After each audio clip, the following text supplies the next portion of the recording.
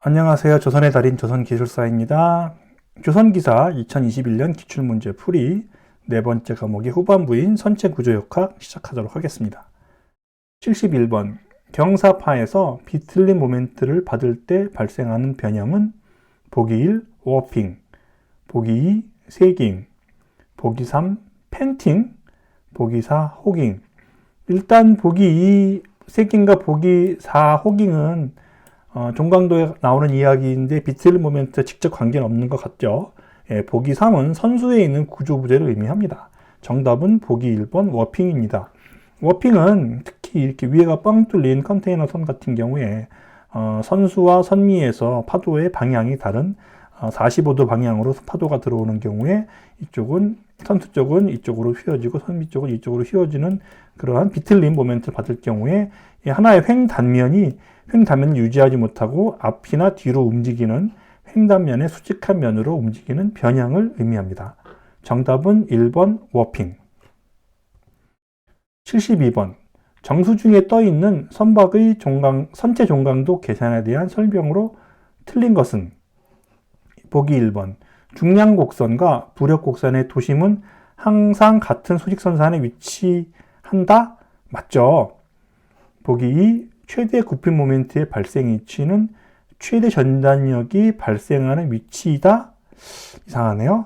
보기 3번 하중곡선의 전면적의 합은 제로이다.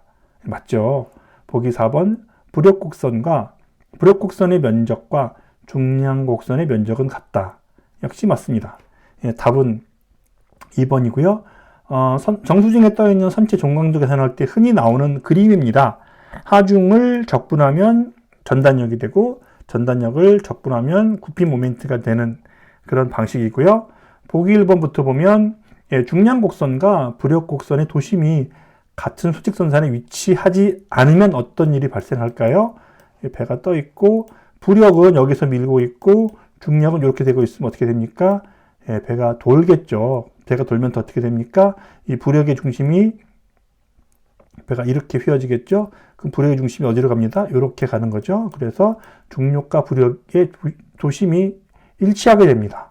그때까지 돌아가요. 이것이 선박의 평형력인 거고요. 보기 3번 하중곡선의 전면적의 합은 0이죠.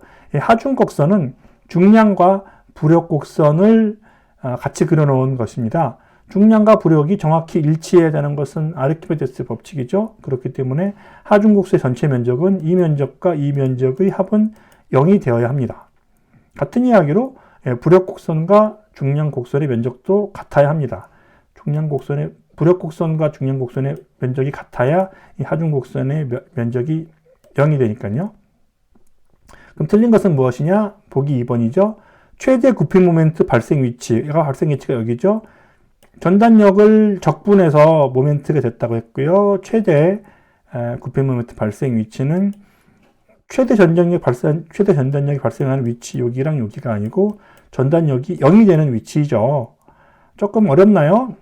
굽힘 모멘트의 최대값은 전단 모멘트는 0이 되는 위치입니다. 모멘트의 미분값이 0이 되는 값, 수학적인 얘기하면 골치 아프고요. 그냥 이 그림을 통째로 외우시는 게 어떻겠습니까? 이 그림은 선박의 가장 위험한 상태인 호깅 상태의 하중과 전단력과 모멘트를 나타내는 것이고요. 이 그림으로서 모든 것을 설명할 수 있습니다. 최대 굽힘 모멘트가 발생하는 위치는 최대 전단력이 아니고 전단력이 0인 위치입니다. 헐거드 하중에 대해서 어떠한 하중, 부력과 중량의 합친 하중을 적분을 하면 그 전단력 Q가 되고요. 물론 하중을 마이너스 기호를 붙여야 합니다. 그렇게 돼야지만 왼쪽에 있는 그림과 같은 부호 체계가 나오고요. 다시 그 전단력 V를 적분하면 굽힘 모멘트가 되는 것이 헐거드 로드 계산하는 기본이 되겠습니다. 73번 해치코밍의 모서리에 이중판 더블링 플레이트를 설치하는 주된 원인은 보기 1번 종강도, 보기 2번 응력 집중, 보기 3번 전단 응력, 보기 4번 이중 처짐. 우선 해치코밍이라고 하는 것은 구멍이 뻥 뚫려 있기 때문에 종강도를 받지 못하지만 구멍 때문에 응력 집중이 발생할 수 있습니다. 그렇기 때문에 해치코밍 모서리에 이중판 더블링 플레이트를 설치하는 주된 목적은 응력 집중을 방지하기 위한 겁니다. 이렇게 길 방향으로 있는 선박에 커다란 구멍이 있으면 이 끝단에 퀘치코맹이 두기도 하고 버블링 플레이트를 두기도 하고 두께를 키우기로 해서 응력 집중을 방지합니다. 74번 정수중 굽힘 모멘트와 파도 중 굽힘 모멘트에 대한 설명으로 틀린 것은? 자, 보기 1번 정수중 굽힘 모멘트는 시간의 변화에도 일정한 값을 갖는다. 그렇죠. 정수중 굽힘 모멘트는 파도가 아니고 선박 내부에 있는 화물에 따른 거기 때문에 물론 장시간, 몇 년의 시간 동안은 변하지 않겠지만 우리가 보고자 하는 그 순간에 있어서는 정수중 굽힘 모멘트, 스틸 워터 밴딩 모멘트는 시간의 변화에 따라 일정한 값을 갖게 됩니다. 보기 2번 파도 중에 선박에는 시간의 변화에 따라 플러스 마이너스의 굽힘 모멘트를 반복적으로 받죠. 왜죠? 파도가 치기 때문에. 보기 3번 호깅 시 정수중 굽힘 모멘트와 세깅 시 파랑 굽힘 모멘트를 합했을 때 횡단면에 대한 최대 하중이 발생한다? 호깅 시와 세깅 시를 합친다? 조금 정서적으로 맞지가 않죠. 보기 4번 항해 중인 선박의 경우 선체 운동에 의한 동적 효과도 고려해야죠. 틀린 설명은 보기 3번이 되겠습니다. 호깅 시의 정수중과 호깅 시를 합쳐야 되고요. 세깅 시 정수중과 세깅 시를 합쳐야 됩니다. 모멘트는 호깅과 세깅의 두 가지 방향이 있고요. 파도의 정수중 모멘트는 이런 호깅이든 세깅이든 일정한 시간 동안 변하지 않고 파도에 의한 밴딩 모멘트는 파도의 방향에 따라서 파도의 시간에 따라서 호깅과 세깅을 반복하면서 플러스와 마이너스를 반복하게 되어 있습니다. 그리고 스틸 워터 밴딩 모멘트, 정수중 굽힘 모멘트에 의한 호깅과 웨이브에 의한 호깅을 합쳐야지만 됩니다. 큰 것과 큰 것끼리 합쳐야 되는 것은 누구나 다 알 수 있는 그런 내용이고요. 정답은 보기 3번이 틀린 내용 되겠습니다. 75번 그림과 같이 끝이 벌어진 원형 튜브, 여기 끝이 벌어졌네요.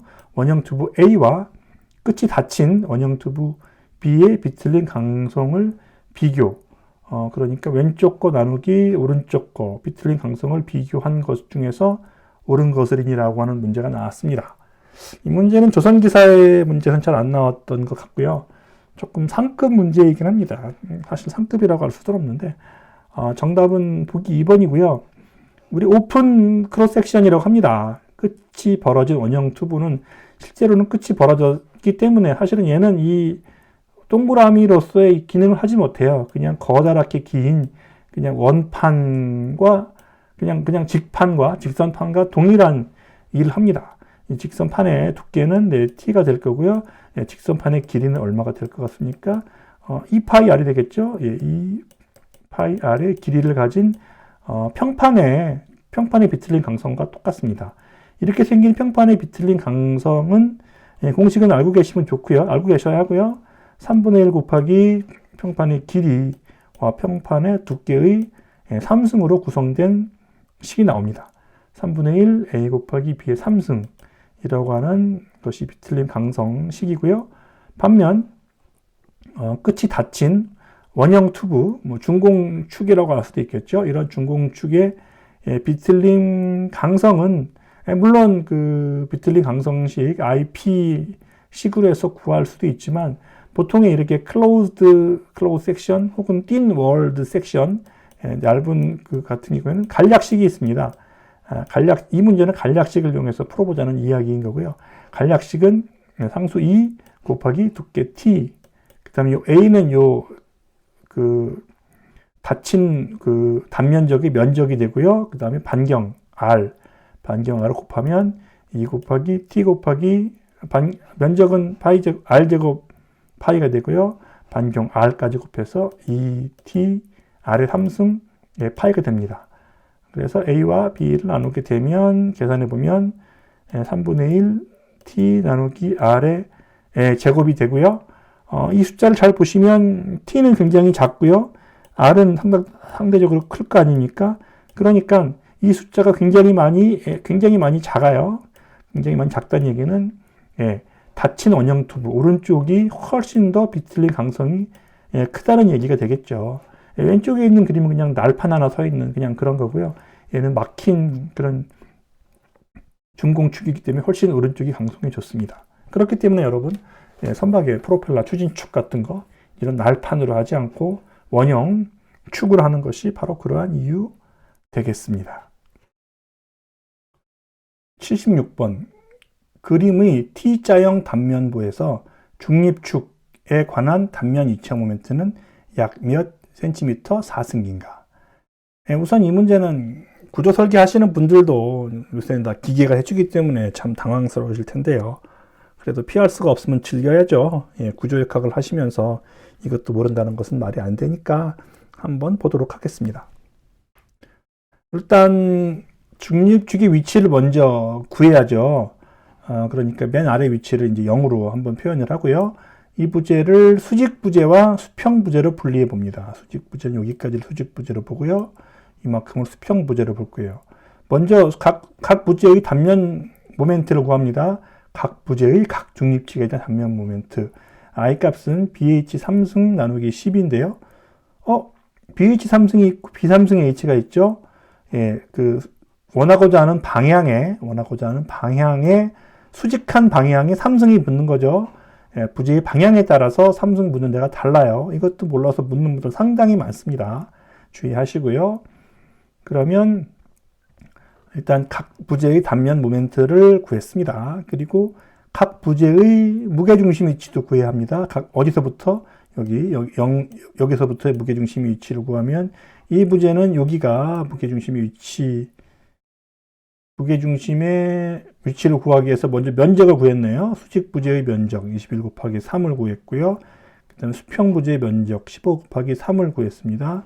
그리고 이 해당되는 부재의 중립축의 위치는 면적과 그 무게중심까지 수직거리를 합한 것의 합을 면적의 합으로 나눈 거죠. 그렇기 때문에 수직부재의 면적과 수평부재의 면적에다가 각 부재의 수직거리, 해당되는 기준점에서부터 수직거리. 첫 번째 수직부재는 21에 나누기 2가 될 거고요. 수평부재는 21 더하기 요까지니까 21 더하기 3의 절반까지가 될 겁니다. 그것을 면적으로 나누게 되면 힘든 계산 끝에 맨 아래에서부터 윗방향으로 15.5cm라고 하는 중립축의 위치를 힘들게 구했습니다. 이제 시작인 거죠. 중립축의 위치만 구하라는 문제도 사실 있습니다. 이제 각 부재에 대한 단면 이차 모멘트를 해당하는 중립축에 대해서 구할 차례입니다. 이러한 원리를 평행축의 원리라고 그러죠.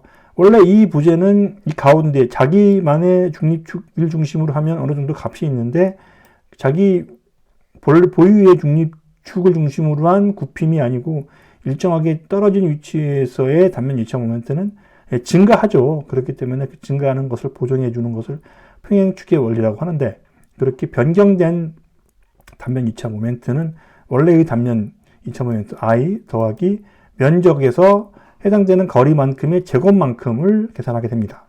첫 번째 항은 원래의 이너시아 값, 그리고 두 번째는 면적과 거리 15.5에서 원래의 우리가 구하고자 하는 중립축에서 원래 그 물체의 개별 물체의 중립축까지의 거리, 여기까지가 거리가 21 나누기 2에서 15.5까지의 거리가 되는 거죠. 계산하면 일정한 값이 되고 마찬가지로 수평 부재 역시 수평 부재의 이너시어 얼마 되지 않았지만 이너시어가 있고요. 이너시어가 이 위치를 중심으로 한 굽힘이 아니고 15.5 위치를 중심으로 한 굽힘이 되니까 이 위치는 21 더하기 3분의 2가 되겠고 여기 위치는 15.5니까 그만큼을 뺀 여기서 여기까지의 거리의 제곱. 그렇다면 값은 2000 얼마가 되겠고요. 이 두 개의 부재의 값을 합치면 비로소 우리가 알고 싶은 단면 이차 모멘트, 수직 부재, 수평 부재, 단면 이차 모멘트 6129를 구할 수가 있습니다. 계산하는 과정은 상당히 길고요. 기사 시험 중에서 아마 가장 많은 시간이 걸릴 문제일 것 같습니다. 하지만 이런 문제는 혹시 또 모르죠. 필답형 시험에 나올 수도 있고 아직 나온 적은 없는 것 같은데 부재 설계에 선체 구조 역학 하신다면 시험 보신다면 반드시 알고 넘어가셔야 할 내용 중에 하나라고 저는 생각을 합니다. 물론 어렵죠. 쉽진 않습니다. 77번. 다른 변수는 변화 없이 선박의 높이만 D1에서 D2로 변경되었다면 종방향 관성 모멘트의 변화 이너시아 2 나누기 이너시아 1의 얼마인가? 일전에 나왔던 것과 거의 유사한 문제라고 할 수 있습니다. 정답은 보기 3번 D2를 D1으로 나눈 것에 3승이 됩니다. 왜 3승이 되냐면 종방향 관성 모멘트라고 하는 것은 이너시아 값은 선박의 폭 곱하기 높이의 3승 나누기 12, 그러니까 D의 3승, 뎁스의 3승에 비례하게 됩니다. 뎁스가 D2로 변경되었다면 그 종방향 관성 모멘트 역시 D에 비례한 것에 3승에 변화하게 됩니다. 78번. 다음 중 선박 설계 시 횡단면의 변형을 특히 고려해야 하는 선박은 횡단면의 변형, 보기 1번 유저선, 보기 2번 산적 화물선, 보기 3번 여객선, 보기 3번 자동차 운반선. 일단 유저선이나 산적 화물선에서 횡단면의 변형을 특별히 고려 안 하진 않지만 더 특별히 고려하진 않아요. 3번과 4번 여객선과 자동차 운반선 중에 정답은 자동차 운반선이 되겠습니다. 자동차라고 하는 것은 부피가 상당히 큽니다. 무게는 가볍고요. 자동차가 무게가 가볍다니요? 부피에 비해서 가볍죠. 그렇기 때문에 자동차 운반선은 많이 실을 수가 있어요. 많이 실기 위해서 높이를 많이 높입니다. 높이를 많이 높이게 되면 어떤 일이 발생합니까? 레킹이라고 해서 한쪽이 파도가 가고 한쪽은 파도가 낮은 이런 현상이 발생하면 이쪽으로 단면이 휘는 현상이 발생할 수 있겠죠. 이런 현상 이름이 뭡니까? 레킹 현상이죠. 이렇게 양현의 홀수가 달라서 선체 변형, 횡방향의 변형을 레킹이라고 표현하고요.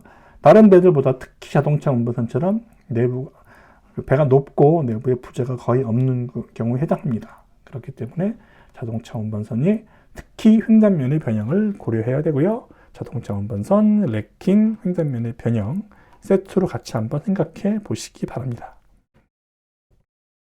79번. 선체 횡단면에 작용하는 전단 응력을 옳게 설명한 것은 1번 중립축에서 최대값을 갖는다. 보기 2번 중립축에서 영의값을 갖는다. 일단 보기 1이랑 보기 2가 다른 값이잖아요. 똑같은 현상에 대해서 반대로 이야기했으니까 둘 중에 하나가 답이겠죠. 선체 단면에서 모두 일정한 값을 갖는다? 여전히 아니고요. 선체 갑판 또는 선저부에서 최대값을 갖는다? 여전히 아닙니다. 정답은 보기 1번 중립축에서 최대값을 갖는다가 되겠고요. 선박의 형상을 간략하게 그려놓은 이 그림에서 중립축이 대략 여기 있다고 가정을 할 경우 전단 응력은 선저와 갑판과 선저에서 0이 되고 중립축에서 최대값이 되는 대략 이러한 그림을 그려주게 됩니다. 한 단면에서 일정하지도 않고요. 중립축에서 최대가 되고요. 갑판과 선저에서 최소값을 갖는 것이 전단 응력 그림이고요. 구피 능력까지도 어떻게 어렵게 아시는 분들도 전단 응력은 잘 모르시는 경우가 많은데 전단 응력은 이 그림 하나만 외우면 돼요. 가운데가 볼록 튀어나온 그림을 일단 생각하시면 쉽게 이해하시고 쉽게 암기하실 수 있을 겁니다. 80번. 다음 중 화물창 내에 설치된 필러, 기둥의 좌굴 하중을 가장 크게 하는 상태는 일단 좌굴 하중이 가장 큰 게 무슨 뜻입니까? 가장 잘 버티는 가장 좌굴이 늦게 되는 그런 경우입니다.